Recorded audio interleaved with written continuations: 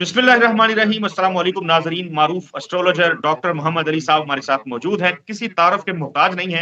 इस वीडियो के अंदर हमने बात करनी है, पाकिस्तान में हुकूमत कायम हो चुकी है। आसिफ अली जरदारी सदर मुमलिकत बने। शहबाज शरीफ तो उससे पहले वजीर आजम पाकिस्तान मुंतखब हो ही गए थे। तो आसिफ अली जरदारी का सदर बनना जो है ये नेक शगुन रहेगा इस हुकूमत के लिए या नहीं रहेगा? वो टाइम जिसके अंदर खास तौर पर इन्होंने हलफ उठाया है वो टाइम कैसा था? इस हवाले से हम गुफ्तगू करेंगे, डॉक्टर मोहम्मद अली साहब से पूछेंगे, जानना चाहेंगे। और खास तौर पे क्या पाकिस्तान तहरीक इंसाफ, क्या उसके पल्ले भी कुछ बचा है या हर चीज ही गई हाथ से? डॉक्टर साहब अस्सलाम वालेकुम सर, कैसे हैं आप? खैरियत से? वालेकुम अस्सलाम रहमतुल्लाह। अल्हम्दुलिल्लाह जी, मैं ठीक हूँ। आप कैसे ठीक हैं? अल्लाह का एहसान है सर, बिल्कुल जबरदस्त। वो कहते तो थे कि एक जरदारी सब पे भारी, साबित भी किया उन्होंने। हुकूमत बना के दी उन्होंने शहबाज शरीफ को, खुद भी बराजमान हो गए हैं, सुप्रीम कमांडर बन गए हैं फोर्सेस के। सदर मुमलिकत आसिफ अली जरदारी सर, कैसे देखते हैं इनका सदर मुंतखब होना पाकिस्तान के लिए, और खास तौर पे वो टाइम उसको कैसे रीड करते हैं जिसमें इन्होंने हलफ उठाया? बिस्मिल्लाहिर्रहमानिर्रहीम। अल्लाहुम्मा सल्ली अला मुहम्मद व अला आलि मुहम्मद। जनाब अली, ये जो टाइम है इनका मोहतरम सदर साहब का, इससे थोड़ा सा पीछे जाते हैं। जो विफाक में हलफ उठाए गए या जो सूबों में हलफ उठाए गए, उसके अंदर मैं अर्ज कर चुका हूँ आपसे पहले भी, वीडियो जो मैंने की है, कि टाइम अच्छा नहीं था। जो तीनों हल्फ उठाए गए उसके हिसाब अमर दायचे के हिसाब से अमर दर अक्रम के अंदर वो हलफ उठाए गए थे। कवरदर अक्रब के अंदर। और दूसरा ये है कि जो चांद की मनाजिल हैं वो भी कोई बहुत ज्यादा कंड्यूसिव नहीं थी। प्लैनेट्स की पोजीशन भी जो है वो को बहुत ज्यादा अच्छी नहीं थी, जिसकी वजह से ये गुमान गालिब है कि इन हुकूमतों को चलने में काफी से भी ज्यादा मुश्किलात खुदा न खास्ता आ सकती हैं। अच्छा। तो हाँ जी, और इनका टाइम पीरियड पूरा करना जो है वो एक मुहिम से कम नहीं नजर आता। ठीक है, हम्म। अगर हो जाए तो बहुत बड़ी बात है, मगर ये है कि time was not conducive, that was not very much positive when the oaths were being taken. ठीक हो गया। अब हम आ जाते हैं मोहतरम सदर साहब का जो हल्फ है, वो जी। उठाया गया है मुश्तरी की साथ में, जुपिटर की साथ के अंदर उठाया गया है। तीन मतलब चार किस्म के आप समझ लें कि ग्रुप्स होते हैं वक्त के, जो प्लैनेट्स के साथ लगते हैं। ठीक है, तीन प्लैनेट्स के साथ म्यूटेबल हैं, तीन प्लैनेट्स म्यूटेबल हैं, रोटेटेबल हैं, मूव करते हैं।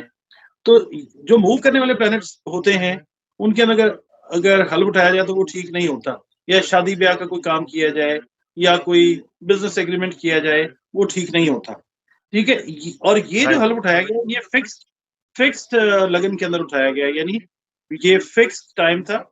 अच्छे टाइम के अंदर हल जो है बहुत अच्छे टाइम के अंदर उठाया गया। और अगर हम टाइम देखते हैं हल उठाने का, उसके हिसाब से पाकिस्तान का दायचा अगर हम देखते हैं तो ये 5 साल की मुद्दत किसी न किसी तरीके से पूरी होती हुई नजर आती है। ठीक हो जरदारी गया जी। साहब। जी, जरदारी साहब का जो टाइम, जिस टाइम पे हलफ उठाया गया, वो टाइम जो था that was a very good time जिसके अंदर हलफ उठाया गया।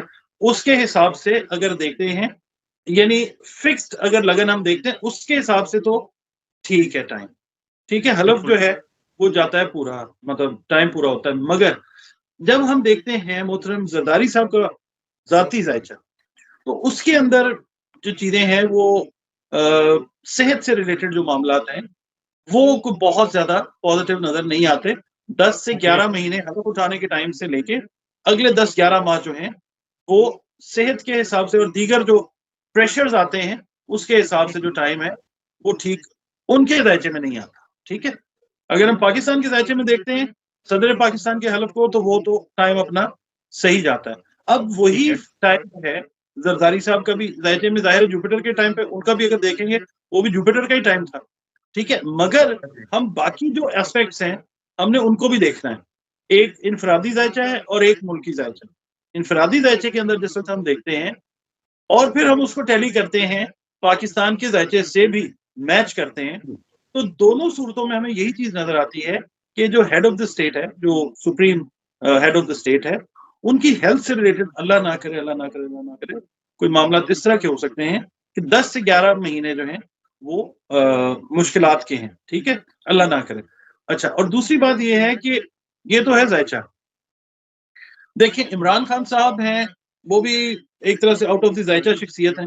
उनका भी जायचा जो है वो इस तरह का है कि जी चेंज होता रहता है उनका जायचा, चेंज भी होता रहता है। और इस वक्त देखते हैं ना, जितने भी मौजूद हैं सियासतदान, उनमें से बिल्कुल आउट ऑफ द कॉन्टेक्स्ट जो है ना वो जायचा इमरान खान साहब का, क्योंकि उनका जो 9वां घर है, अल्लाह की रहमत का घर, वो बहुत ज्यादा फुलफिल्ड होता जा रहा है। ठीक है, इसी तरह दूसरी शख्सियत अगर किसी को मैं समझता हूँ ना मुश्किल है पढ़ना, वो है मोहतरम जरदारी साहब। ठीक है, मैंने कभी भी किसी के बारे में इस तरह की बात नहीं की कि इनका जायचा पढ़ना मुश्किल, अनप्रिडिक्टेबल एनर्जी पैटर्न्स जो है इन दोनों लोगों के जो है वो आते हैं। इनको समझना वाकई एक काम रखता है, इनके जायचों की मंसूबात को समझना जो है ना एक काम रखता है, क्योंकि बहुत ज्यादा रैपिड चेंजेस हैं इनके जायचों के अंदर। तो ये चीज जो है, ये चीज तो उन्होंने साबित भी कर दी ना, एक जरदारी सब पे भारी, वो तो बात हो गई। मगर बात यह है कि सबसे भारी जात है अल्लाह ताला की। ठीक है, सबसे ऊपर वही है, उसी ने चलाना है। हम लोगों ने जो रीड करके बता सकते हैं हमने वो बता देना है। ठीक है, बाकी करना ना करना मालिक की मर्जी है। बाकी ये है कि देखिए, जो दुआ होती है वो हमेशा तकदीर को तब्दील करती है। ठीक है, और पूरी कौम जानती है, बल्कि पूरी दुनिया के लोग जानते हैं कि मोहतरम आसिफ अली जरदारी साहब जो हैं वो तकदीर को बजरिया दुआ बनाना जानते हैं। ठीक है, बहुत सारी चीजें ऐसी हैं जो इंसान की फहम में नहीं आई, मगर जरदारी साहब पे अल्लाह ताला ने वो करम किया। देखें, सदकात हैं, दुआ है, और दूसरा ये है कि रूहानियत के ऊपर उनका जो यकीन है वो मेरा ख्याल है आम इंसानों से थोड़ा सा ज्यादा है। अब देखिए, रूहानियत जो है, रूहानियत कई अकसाम में डिवाइड कर देते हैं लोग, मगर असल जो रूहानियत है वो तो अल्लाह रब्बुल इज्जत और नबी करीम सल्लल्लाहु अलैहि वसल्लम या पंचन पाक का जो घराना है वहां से शुरू होकर वहीं पे खत्म हो जाती है। इससे आगे की बात ही नहीं है। देखें, पंचतन पाक को माने बगैर गुजारा है ही नहीं इस कायनात में। ठीक है, अल्लाह को मान लें या पंचतन पाक को मान लें, इससे आगे की कहानी कोई नहीं है। तो मेरा जो एक्सपीरियंस है, जो जायचा जब मैं पढ़ता हूँ, तो इनका यकीन जो है वो जाहिर है इनके इनके ऊपर शायद आम आदमी से ज्यादा है।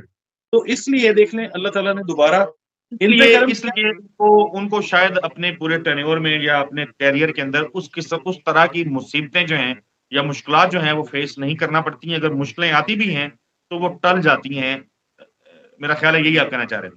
मैं यही कहना चाह रहा हूँ कि सदकात के जरिए, दुआ के जरिए, उनकी मामला फहमी जो है उसके जरिए मैं अल्लाह से ये दुआ करता हूँ कि अब की बार अगर वो सदर बने हैं तो अल्लाह करे, अल्लाह उनको तौफीक अता फरमाए, मजीद उनकी इस्तेदाद में इजाफा करे कि वो पाकिस्तान के लिए कुछ और अच्छा कर सके, ऐसा कि जो आज तक किसी ने नहीं किया।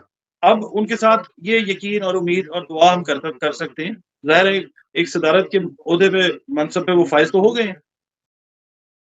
डॉक्टर साहब, क्या ऐसा आपको लगता है कि आसिफ अली जरदारी खास तौर पे ये अडयाला में कैदी नंबर 804 जो है उसकी जानिब मुफाहमत का कोई संजीदा हाथ बढ़ाए और वो हाथ आगे से थाम लिया जाए, कोई ऐसी चीज आपको होती नजर आती है? क्योंकि महमूद खान अचकजई जो पाकिस्तान तहरीक इंसाफ के उम्मीदवार थे, सदारती उम्मीदवार थे, उन्होंने भी इलेक्शन के बाद की जो प्रेस कॉन्फ्रेंस है उसमें कहा कि हल जो है मामलात का वो पार्लिमान में होना चाहिए। पार्लिमान में लोगों को बैठ के चीजें तय करनी चाहिए। और उन्होंने कहा कि मैं जरदारी को मुबारकबाद देने भी गया था, वो मिले नहीं। उनके कुछ लोग मिले थे, उनको मैंने मुबारकबाद दी है। तो महमूद खान अचकजई जो फार्मूला दे रहे हैं कि सियासतदान आपस में बैठे हैं, तो आसिफ अली जरदारी जो हैं वो ज़ाहिर है इस हवाले से खास तौर पे उनको कहा जाता है मुफाहमत का बादशाह।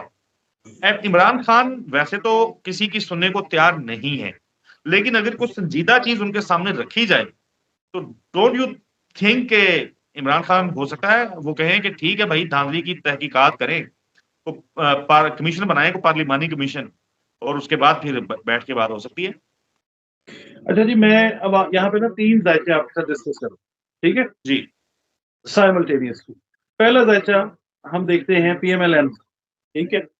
पीएमएलएन के जायचे को हम मैच करते हैं आसिफ अली जरदारी साहब के जायचे। ये सारी इल्मी बुनियाद पे हम बात कर रहे हैं, ठीक है? जी। अब बहुत सारी चीजें ऐसी हैं कि जो कमांड होंगी मतलब प्रेसिडेंट हाउस, ठीक है। ठीक हो गया?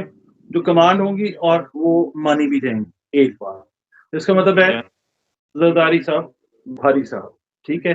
अच्छा, अब दूसरी बात, हम दूसरा जायचा देखते हैं इमरान खान साहब का, और उसको हम मैच करते हैं जरदारी साहब के जायचे के साथ। साहब तो जरदारी साहब का जायचा और इमरान खान साहब का जायचा मैच जब करते हैं, तो जरदारी साहब जो हैं मीडिएटर का रोल अदा करते हुए आपको नजर आएंगे, क्योंकि आला जगहों के ऊपर बात करने के लिए एज सच इमरान खान साहब के साथ जो बातचीत हुई, वो आज तक आप समझते हैं कि किसी नतीजे के ऊपर नहीं पहुंच सकती।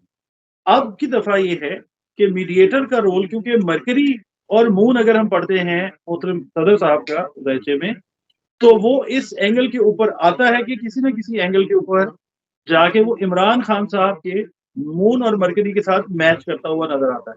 यानी पॉसिबिलिटीज जायचे के हिसाब से ये नजर आती हैं कि इमरान खान साहब को कमांड नहीं किया जाएगा जरदारी साहब की तरफ से, मफामत की बात जो है वो की जाएगी, ठीक है। और इमरान खान साहब कहीं ना कहीं किसी ना किसी चीज के ऊपर उनकी बात के जरिए आते हुए आपको नजर आएंगे, इस तरीके से कि उनकी सियासत भी इंटैक्ट रहेगी, पाकिस्तान का भी जो है वो आप समझ लें कि बेहतरी वाला काम शुरू होगा ठीक है। इंशाल्लाह, और कोई सियासत के अंदर एक नई जहर जो है वो आप रूनुमा होते हुए देख सके।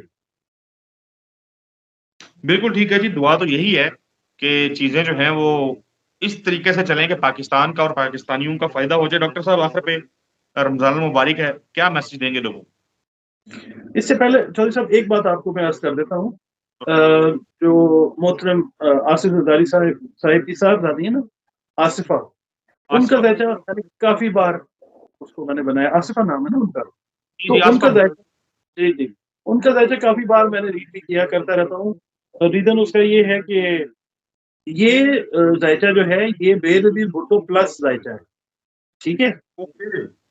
तो ये बच्ची जो है हमारी पाकिस्तान की सियासत के अंदर एक बिल्कुल डिफरेंट रोल बड़े पॉजिटिव वे में मुझे लगता है कि अदा करती हुई नजर आएंगी, ठीक है। इनका एक अपना तर्ज सियासत होगा जो कन्वेंशनल सियासत से बहुत डिफरेंट होगा, ठीक है। ये अच्छा, आने डॉक्टर वाले, साहब मतलब मैंने खुद भी फॉलो मतलब जितना उनको किया है या उनको 1-2 दफा सुना है, उनकी तकारीर वगैरह सुनी है, तो वो मैं ये नहीं कह रहा कि मरियम नवाज़ जो हैं वो मैच्योर नहीं है। बहरहाल आसिफा भुट्टो ज़रदारी जो हैं, वो बहुत ज़्यादा मैच्योर हैं, बड़ी संजीदा गुफ्तगू करती हैं और बिल्कुल डिफरेंट किस्म की गुफ्तगू करती हैं।